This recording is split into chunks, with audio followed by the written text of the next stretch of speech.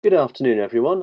I'd like to thank you all for joining us today, and I should like to introduce Simon Pearson, who will be our presenter today. And I'll just give you a little bit of background about what the focus of today's webinar will be. And as you can see from the slide in front of you, it's about accelerating broadband deployment. And we're going to see this topic specifically through the focus of fixed wireless access. Now, as many of you will know, there has been considerable and growing interest in what we call FWA in recent years. Firstly, we all know it can be a cost-effective way of delivering true high-speed broadband performance where fiber cannot easily be deployed, where it's either too costly or too difficult, or there are other perhaps regulatory barriers to laying out cable. But wireless can offer a true alternative to this, giving the performance that consumers and businesses need, and taking advantage of new cost models and new advances in technology. We're able to deliver even more efficient and effective solutions. And Simon, who's Business Development Director at World Telecom Labs, has been leading the way in a number of pioneering deployments in various countries, and he's going to talk to us all today about how FWA can provide true broadband connectivity, can help people accelerate broadband coverage goals, and how it can bring new services to an even wider audience than we have today. So once again, thank you for joining us. We will discuss this and various cases along the way. So without further ado, Simon, if I may invite you to begin. Thank you very much, Guy. Hello, everybody. It's Simon here, Simon Pearson, Business Development Director for World Telecom Labs. So thanks for the introduction, Guy. We will cover the subject as Guy described. Okay, so just 2 minutes about us. World Telecom Labs, we are a mobile infrastructure company. We're based in Belgium. We have in the region of 20 years experience of deployments all over the world. We've been in voice in particular, voice over IP, signaling, SS7, that kind of thing. And in the last few years, we've done a lot of work in the area of small cells, 2G, 4G, rural, low density, low power, those kind of things. A lot of our work has been in Africa, and quite a few of my examples and my data will relate to Africa, but we are active all around the world. We have projects in Asia. We are doing a lot of work in South America and Brazil in particular. I'll draw on that a little later. We have won a lot of awards in the last few years for our different work, kind of connecting the unconnected and various other activities for our innovation and the efficiency of the networks we install. So you can find out more about that on our website and some of the other things we do. So the idea of why we need to think about a better way of delivering broadband it is really demand driven in my opinion, and there is no doubt that the demand is there. These are some figures from Zalam Analytics, and you'll see that the growth is twofold. The prediction is that the number of connections will increase by 2- or 3-fold over the next 3 to 5 years. So that's just sheer increase in number of subscribers. But notice on the right, what's also happening simultaneously is the usage itself. So the usage per subscriber is going up maybe as much as 10 times in that period.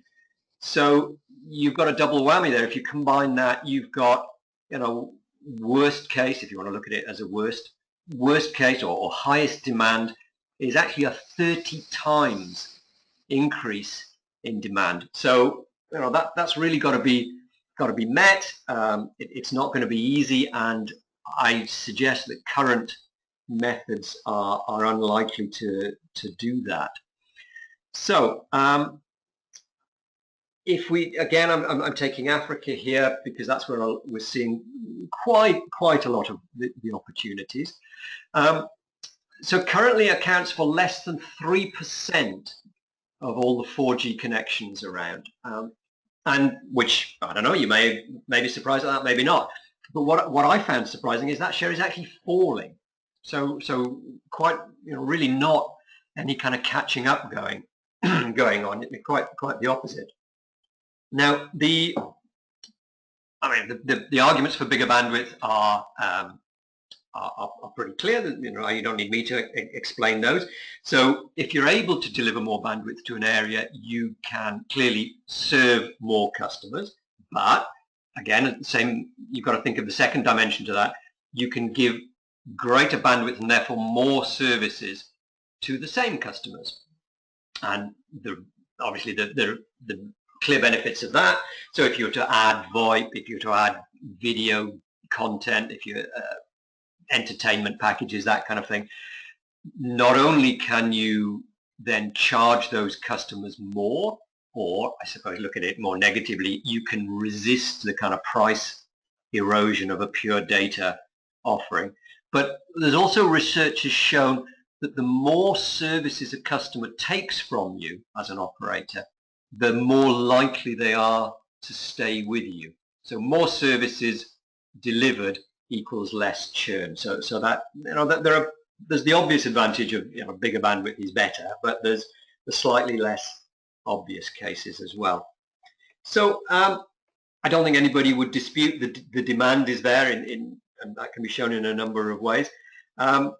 So what we're here for now is to talk about how we can actually satisfy that. What are some of the mechanisms there? And in our case, what we're saying is don't dig. Overhead, buried cable, obvious problems. So this is the last mile part of the network. It's always been difficult, ever since we started in the telecom world. So you've got to get your connectivity to the subscriber somehow. And I'm suggesting that fixed wireless is the way to do that.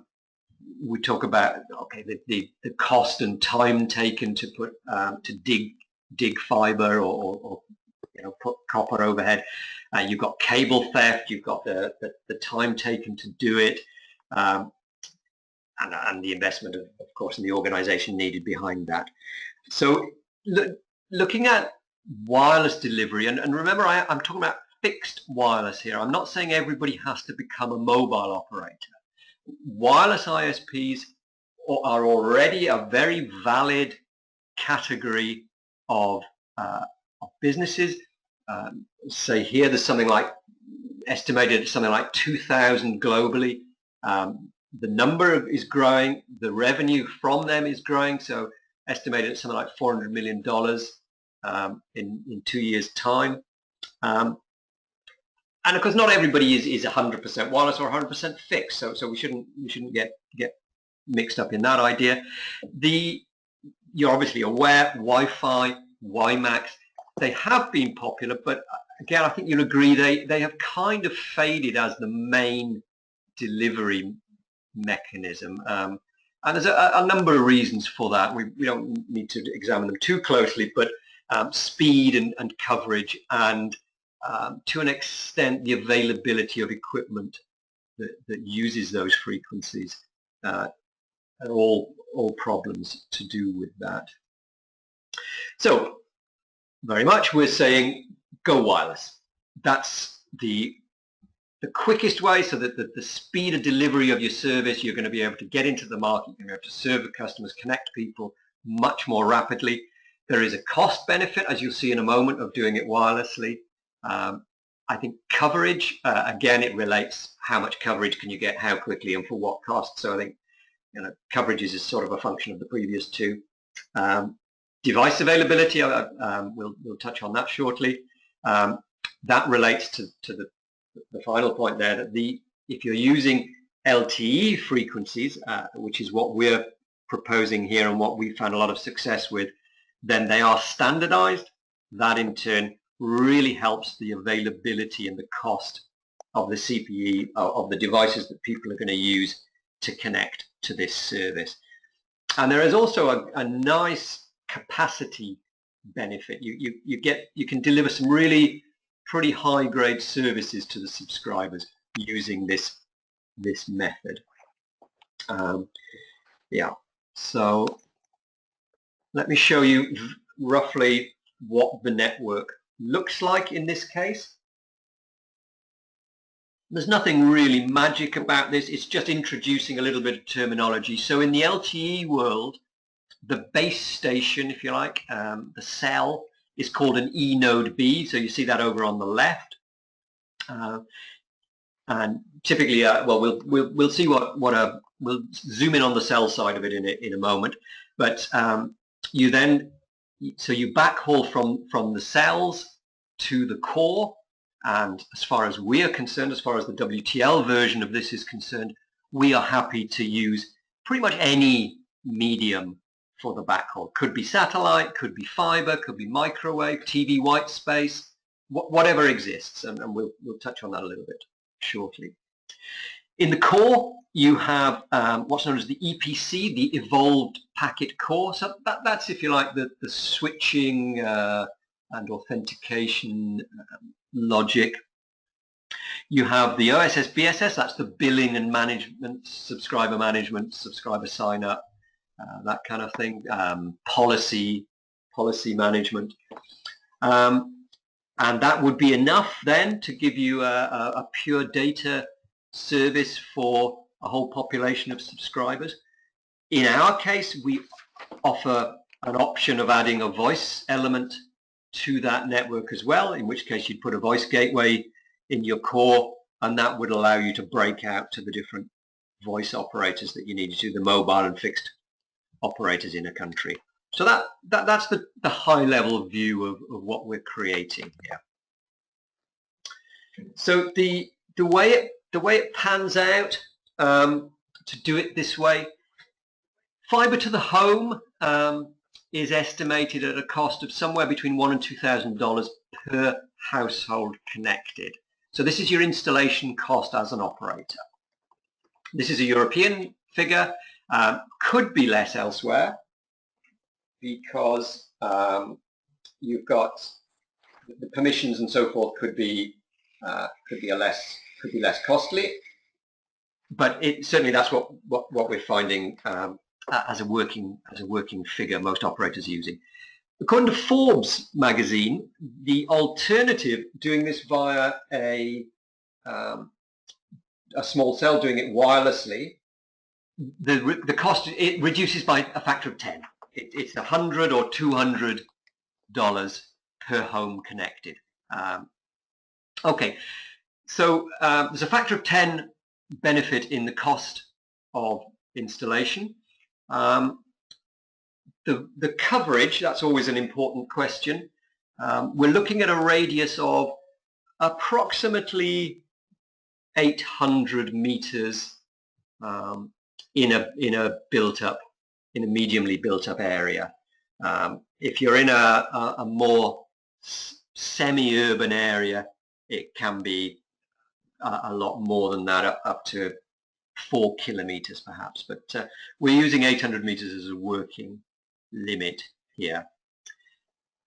And then the throughput that cell is going to give you, so per cell you will see something like a 95 meg download capacity and in the order of 10 meg upload. So that's what you get to share amongst the subscribers of that cell.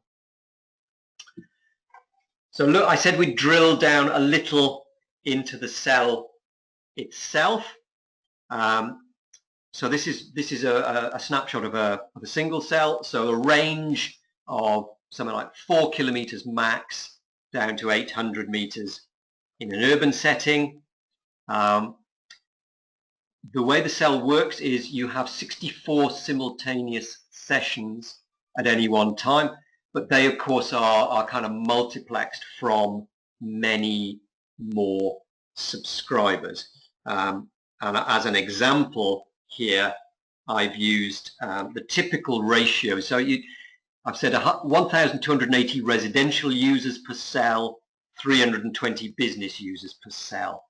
What I'm basing that on is a contention ratio or an SLA, a service level agreement that you choose to offer to your users, to your subscribers. And obviously this indicates what grade of service they're going to get.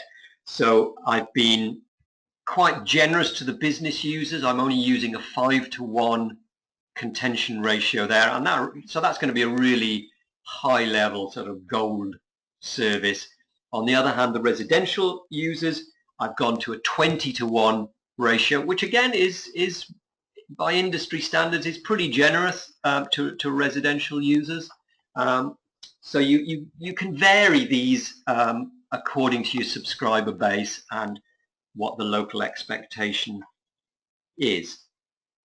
So I'm going to finish here on the sort of scene setting, the background, and then we're going to go into the steps to make it happen.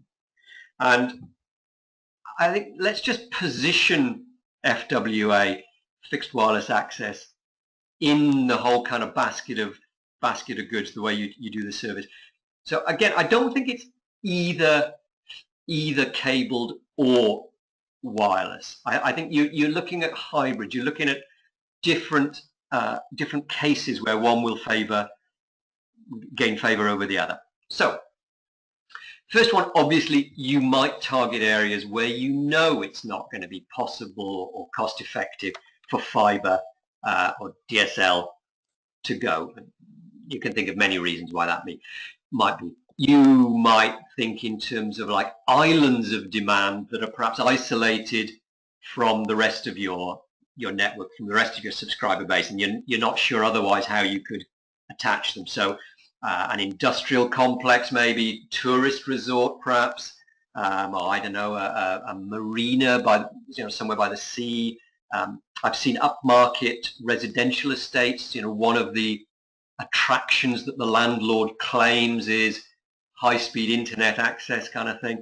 So you could think of fixed wireless access in all of those cases, and then sort of complementing wired or cabled access elsewhere. The other thing I quite like is you could see this as a sort of a fast capture. You get into the market, you give yourself coverage quickly, you get ahead of your competitors, you get the first mover advantage by popping in a fixed wireless. Maybe you're doing that as a foot in the door while your fiber build out is going on. Maybe your 2-year, 5-year plan is you are going to go for fiber access, but in order to grab those consumers and get them on your books, you might care to do it in this wireless way initially. So both can coexist. That's my point. We've looked into this subject of how you build yourself a fixed wireless network, a fixed wireless access business, and we come up with 6 steps. We have a white paper directed at exactly this subject, at these 6 steps. So please either get that off our website or contact me afterwards for a copy of that. That goes into detail on all of these 6 steps. I'm going to dwell more on some than others in this session. I don't have time to go through every single one. So step 1 is the business model definition. This is absolutely critical, because if you don't get this right, this feeds into all the other points you're going to do. So is it corporate, residential? I'm going back again here to the contention ratio. Are you trying to give really gold star standard, or is it best efforts and you want to get as many people as possible some kind of coverage? Data only, data and voice, delivering like TV packages, video content, that you've got to give a much higher grade of service if that's part of your offering. Otherwise, people will just get fed up and they won't be able to access the content. Your target area, that's target area geographically, urban, suburban, how dense, are you going for a mesh coverage or just for individual spots or islands? And yeah, and target market. One small point I would make here, people seem to slightly overlook at times. Don't overlook the government or public sector element of this. They're just as hungry for bandwidth as kind of more commercial activities. And I've seen this happen a few times where perhaps I don't know, a hospital or a university or something like that, or government offices, they can be used as almost like your anchor customer, and they can justify you perhaps putting a cell in, and then you can fill up all the people around there and advertise for extra subscribers in that area. Perhaps I've seen that work. Okay, point 3 is choosing spectrum. Now this is a little bit contentious perhaps. So what we're talking about here is the use of licensed LTE spectrum. So you will have to, in most geographies, you will have to get some sort of permission to use these frequencies, some sort of license probably from your regulator. Now, that in one respect can be a downside, but it comes with it a huge benefit, which is these are clean, dedicated frequencies that really will deliver what they're advertised to deliver. One of the reasons earlier that the Wi-Fi and the WiMAX failed to live up to expectation was exactly this point. The frequencies were not policed. Interference is a major issue. If you're trying to run a service using the open Wi-Fi bands, well, good luck, because it's like the Wild West. Anybody in any shop or house or walking down the street with a Wi-Fi hotspot on their phone is potentially going to interfere with what you're trying to do. So you will not get anything like the advertised capacity, and you'll just fail. You will not be able to charge a serious subscription for your service. So spectrum, you've got to do your research. You've got to find out what's available in your area, in your country. I have found in many countries the regulator is very supportive of people like regional ISPs. Perhaps they don't necessarily see this as a way of generating huge license fees for the government.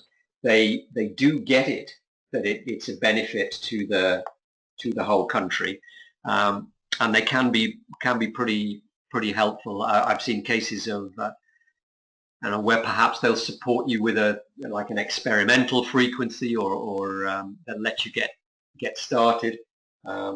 Perhaps they'll put a geographical limit, so it won't be a frequency for the entire country. It might just be for a region or a sub-region. So don't assume that oh, this is going to be hard and horrible. It can be it ends up giving you a huge benefit. So do be prepared to look into it. Okay, the next point I'm not going to spend quite so much time on. They are covered in our white paper, and I encourage you to look there. Deploying the infrastructure. The way we do it, we at WTL, we will encourage people to start small, have a pay-as-you-grow model. We even have, as you'll see later, some kind of hosted model where people needn't necessarily buy the whole setup themselves on day one. A couple of words on operations and billing. This really is an endless subject, but the way we do it with our Vivada View billing and management system is we support multiple services. So whatever you do, make sure you get something that allows that, because you really don't know what your service bundle is going to be a year, 2 years, 3 years from now, and it will be, you don't want to have to re-equip your entire billing and operations just as you're growing and getting off the ground. So you need to support multiple services. You will need online customer portal. That's what I say, that this is the sort of thing our Vivada View does. You want your subscribers to be able to do as much as possible without bothering you, without taking up time of your operations staff if you can. So they need to be able to sign up, they need to be able to put money in their account, they need to be able to maybe enable new services, see what their usage is, all of that kind of thing. And you really want them to be able to do that with as easily as possible on a web-based system. Also, make sure you can integrate with whatever the local payment system is. We're often working in markets where credit cards are not prevalent, or bank accounts for electronic fund transfer is not normal. So we do try and integrate with the local payment system as much as possible. Okay, now what I wanted to spend a bit more time on was the building of the business case, because what I've noticed is there seems to be a lot of material around about the technical design of networks, but not many people seem to cover some of these business fundamentals. So I'm just going to spend a few minutes on this. The figures I've got here are taken from some work we've been doing in Brazil. So the offer was 5 meg bandwidth for all clients. We made no distinction in this case between business and residential. The targeting, what they did, which I think works quite well, is they aimed for a spread. They figured that businesses are most active during the day, residential most active in the evening and night.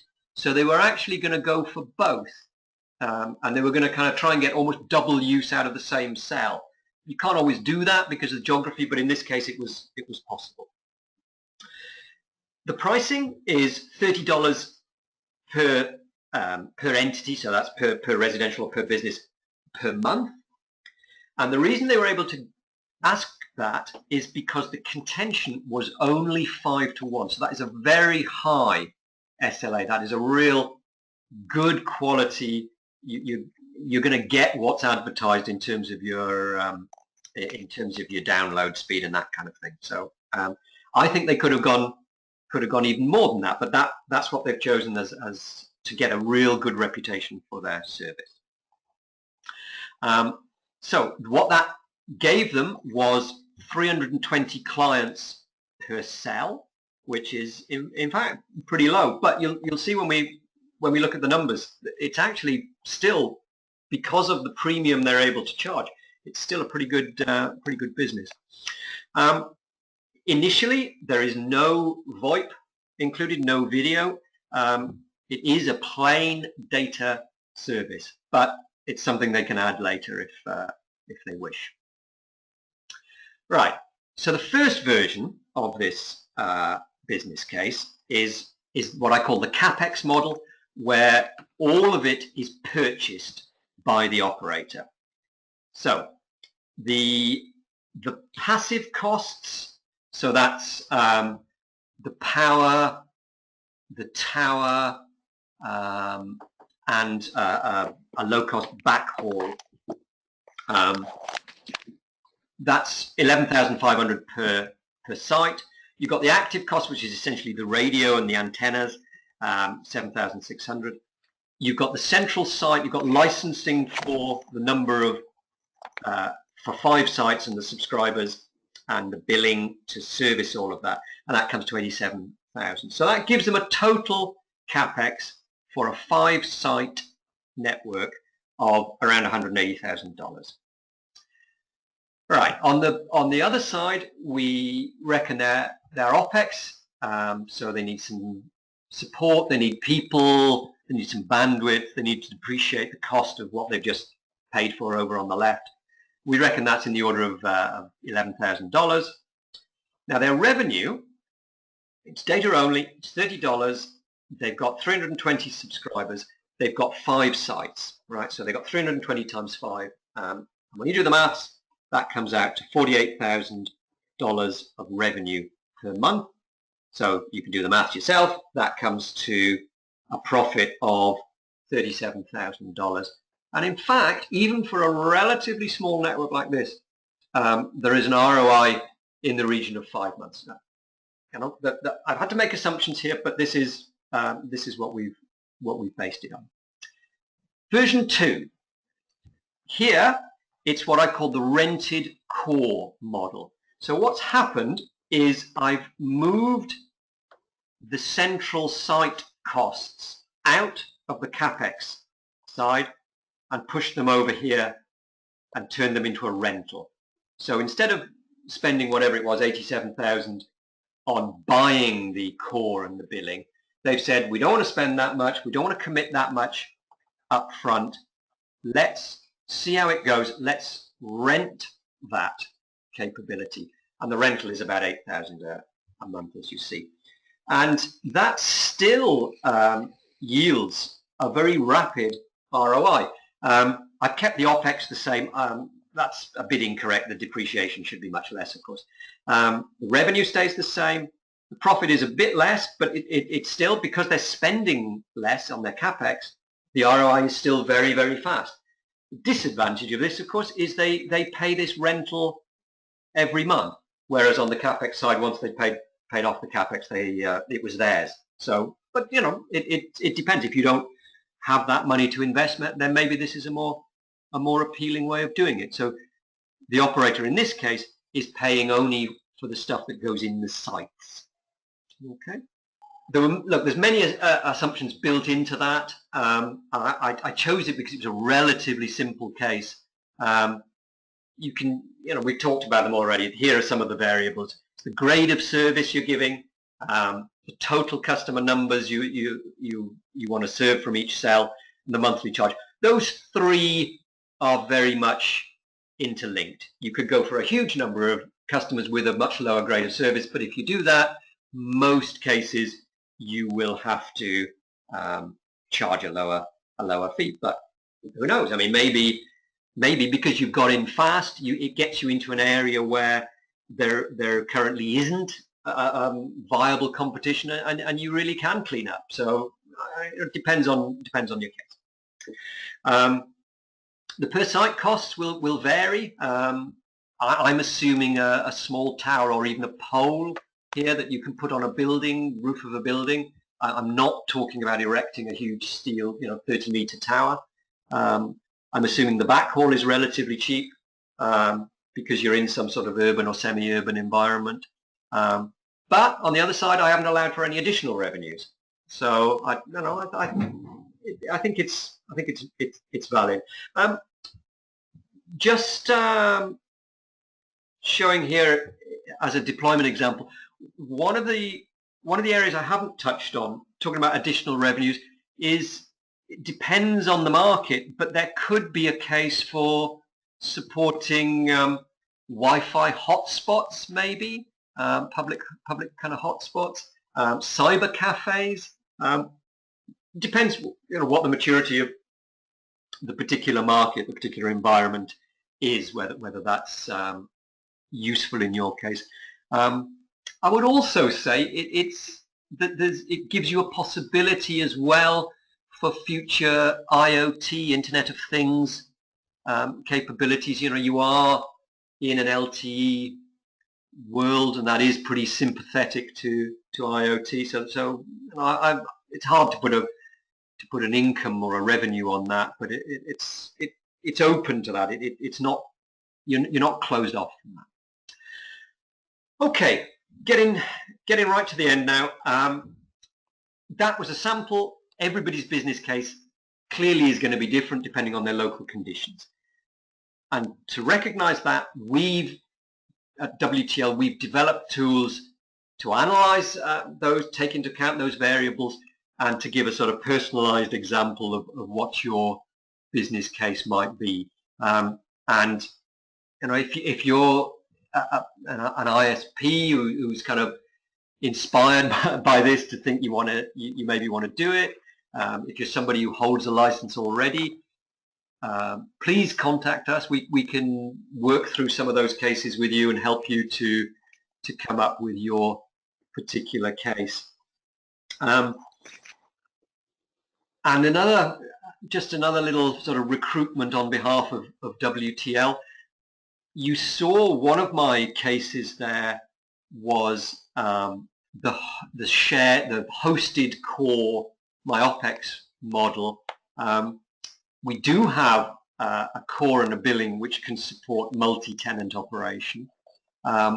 So an operator, perhaps a smaller operator or somebody just getting into this, who doesn't want the full cost and support and planning of doing their own network, they may want to just do the remote sites and share somebody else's core. We're very interested in finding regional partners who want to do that hosting with us. It's not something we can do in every geography ourselves. It's not really our main business. So yeah, I am very interested in people who see themselves in fulfilling that hosting role.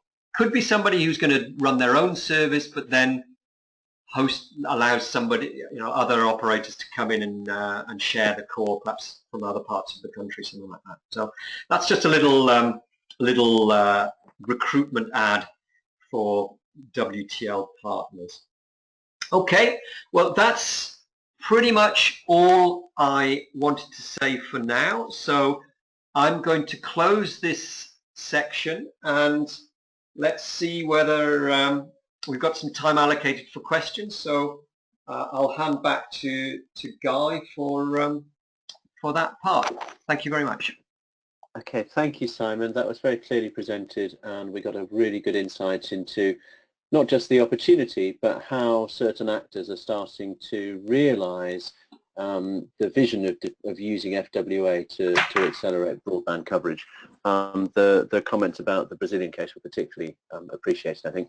I do have some questions, and it's a question requiring explanation. So what is meant by active cost per site? Does it mean the eNode B, for example? So perhaps you can elaborate on that.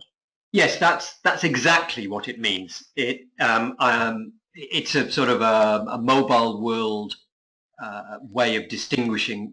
So passive, particularly in a traditional GSM cell site, you can picture it, can't you? You've got the big tower, you've got a fence around it, you've got a generator or something at the bottom, and those are typically called the passive costs. And yeah, active, what I mean is the is like the eNode B, I suppose the antenna that goes with that, and what else? Perhaps a router or something like that. Okay, and including power, I suppose, as well. Well, typically, I know it sounds wrong, but power typically gets classed as passive. Okay, very good. Okay, that's a fine distinction. I hope that answers that question. We have another one here, and it says, how does one provide voice services with your solution? Yeah, I didn't take time to go into that particularly, but we have, as WTL, we can offer a brandable VoIP app which allows operators to launch their own branded OTT service, like their own WhatsApp or something like that, if you like. It doesn't have to, there are all sorts of other options exist, but that's one thing we do. I said it at some point in the presentation, our background is very much from the voice and the VoIP world. So yeah, one of the things we've made sure in the billing and provisioning, for example, is that you can set a customer up so they can be data only, or they can be data plus voice, and you can do packages like you get, I don't know, you get a 5 meg data service and 100 minutes of local calling or something like that. So yeah, we would pop a voice gateway next to the core, next to the EPC, and that would kind of filter off any voice calls and feed them into the phone network. Okay, thank you for that. You did give us some good data about the Brazilian case, but you said that they were offering very high levels of service. So perhaps if we can expand on that and think about other cases, what would be the maximum number of households that could be covered by a typical cell site? Okay, the highest reasonable case I've seen is a contention ratio of something like 50 to 1. Now, you probably have to impose fair use policies and so forth there to make sure you don't get 2 or 3 people swamping the well, 2 or 3 dozen people swamping the service. But so something like 50 to 1, you'd be getting towards 5,000 subscribers per cell. But I doubt you could charge $30 a month for that as a service, because that, I'm not saying it would be like a dial-up, but it would be quite variable, I think, depending how many people were on. Okay, so that depends upon the situation. Now, I have more questions coming in. This next one is, does your solution support 100% renewable energy, including solar or wind, for example, that could run for 48 to 78 hours from its own backup, even without sufficient sunlight? That's a really good question. That's the answer is yes. We can run from 100% renewable. We have done work. Look, we're not a solar power company, so we are at the kind of whim of the solar industry. The better they get with their storage and so forth, then the better we are to perform. However, a real design feature of our Vivada systems, both 2G and LTE, has been low power. So we are very, very conscious of that. And 48 hours, yes. 72 hours, not. I haven't seen that. I think you'd need quite costly batteries and solar for that, but it can certainly be done. We've done our bit, which is make it nice and low power. I can't magic up the cheap battery to go with it. Okay, so that's a function of the storage. A question here about billing, and just interpreting it. What will it cost, or what is required to provide billing for a company? I presume, in this case, the company is one deploying the infrastructure and operating the service. Yeah, good question. Although there could be different things. Yeah, no, I agree. We're not really into the pure billing market, so we're not aiming to sell our Vivada View as a billing package for an existing operator. We've tailored it quite closely to match our cells and our core. But I think the entry level for our Vivada View billing is in the region of $11,000, if I remember rightly. I mean, as with all software products, there are options and there are licenses and this and that. But I was working on something yesterday, and it was reasonably entry level, and the cost was about that. Okay, thank you. I'm sure that's a topic that could be explored in a direct conversation. Yep. Let's move on. I'm conscious of time. We've got another question here. This is an interesting one, can your eNode B easily integrate into other EPC cores, such as might be provided by Ericsson, Huawei, Nokia, ZTE, and the like? Oh, that is an excellent question. Yes, is the answer. You will lose some of the WTL Vivada flavor. Our billing and our OSS BSS runs off the core, not off the eNode B. So I can't, that then becomes a little bit out of my hands. But yeah, and one of the benefits we've seen, we haven't had a lot of exposure to this, but one of the benefits we've seen so far of the LTE world is integration of dissimilar pieces of kit seems much easier than it did in the 2G, 3G world. So a cautious yes to that. Okay, thank you. I don't know if there are any further questions coming through the window. We can always take them if they have, but I do have one final one that came in independently. And we've discussed voice, we've discussed what we can do today, and you alluded to the service extension possibilities once you have infrastructure through the enablement of IoT applications. Yeah. But of course, we also know that fixed wireless access is going to play a key role in future 5G networks. So you can do it today, and it's growing markedly, but we anticipate huge growth in the future. Do you have a few words to say about that? Yeah, no, that's a good point. I mean, you know, well, in one way, I don't like talking about 5G, and I don't like all the industry focus on that because of, you know, one of my slides earlier of what huge parts of the world are not even getting 4G at the moment. So, you know, let's take a moment and try and service that. But there's no, you know, you can't put your head in the sand and pretend it doesn't exist. So yes, it's absolutely clear that fixed wireless access will be an essential component of 5G. And you and I were looking at a case earlier in the week, weren't we, where I think Orange in Romania was doing a very interesting trial, which was completely reliant on a very dense coverage of fixed wireless access from small cells. And I've been involved with some of the Facebook initiatives, their telecom infra project, and there it's completely taken as read that 5G will be delivered by a very dense network of fixed wireless access from attached to lamp posts and God knows what, and this has been trialed in Santa Clara and a city in Germany that I forget for the moment. So yeah, it's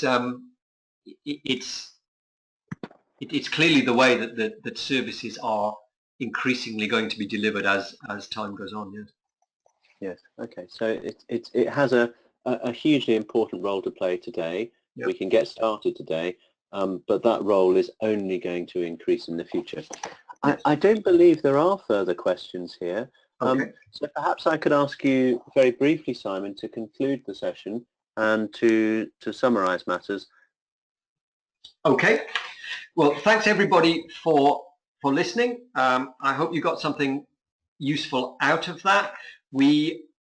I'm going to go back to the points I said at the end just now. We do have tools that can help you if you're thinking of getting into this kind of business. As I've suggested, we have expertise from around the world, so I think we do have a good knowledge. Don't be shy.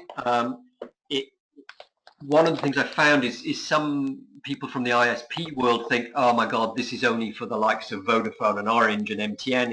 It's not for me. That's not true at all. This is, you know, think of it more like a more reliable Wi-Fi hotspot, and you know, you wouldn't be shy of working with that. So yes, there's some radio planning type of aspects. Yes, there's some spectrum questions, but they are not insurmountable. They are very, very addressable. So don't be shy. Do talk to us. We can certainly help, point you in the right direction. Yeah, so that's really it. Please, if you think this could be for you and it could be interesting, we're here to help. So thanks everybody. Okay, if I may add, Simon, you have some technical notes on precisely how to do this, and you explain in quite a detailed way, in a handy, easily digestible form, how to deal with these spectrum assets. So that's not something that people should be concerned about, is it? No, it's not. No. Thank you very much indeed, Simon. That was really insightful. Thanks a lot. Thanks. So thank you everyone for attending, and good afternoon to you all.